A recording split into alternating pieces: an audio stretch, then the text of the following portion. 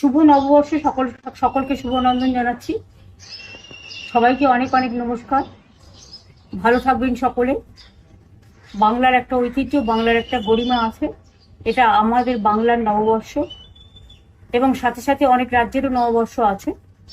আমি সকলকে বলবো, বাংলা সংস্কৃতি সম্প্রীতির পীঠস্থান এবং সমস্ত সামাজিক সংস্কারের, জাতীয়তাবাদের আন্দোলনের, স্বাধীনতা সংগ্রামের পীঠস্থান, বাংলা সংস্কৃতির পীঠস্থান, বাংলা সর্বধর্ম সমন্বয়ের পীঠস্থান, সংহতির পীঠস্থান।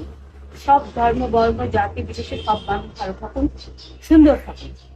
আর তৃণমূল কংগ্রেস সরকার আপনারা দেখেছেন, কেন্দ্রীয় বঞ্চনা সত্ত্বেও আমরা প্রায় 105টা সোশ্যাল স্কিম করেছি, জন্ম থেকে মৃত্যু অবধি সব মানুষের জন্য। আগামী দিনও সব মানুষ যাতে ভালো থাকে সেটা দেখাই আমাদের আসল উদ্দেশ্য। দিল্লির জমিদাররা অনেক অত্যাচার করছে, ভোট কাটছে, অনধিকার প্রয়োগ করছে এবং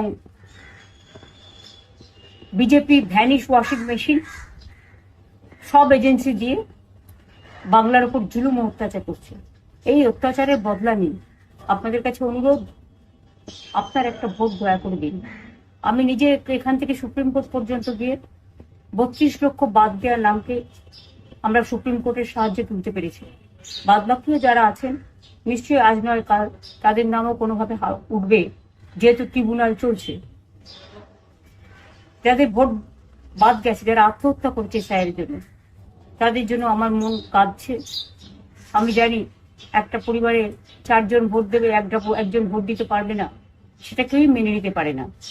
তাই আসুন, আমরা দাঙ্গা নয়, রক্ত নয়, সন্ত্রাস নয়, অত্যাচার নয়।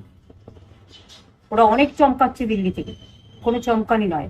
আসুন আমরা নতুন ভোট নিয়ে আসি, শান্তি সম্প্রীতির বার্তা দিয়ে, সংস্কৃতির বার্তা দিয়ে, সকলকে ভালোবেসে।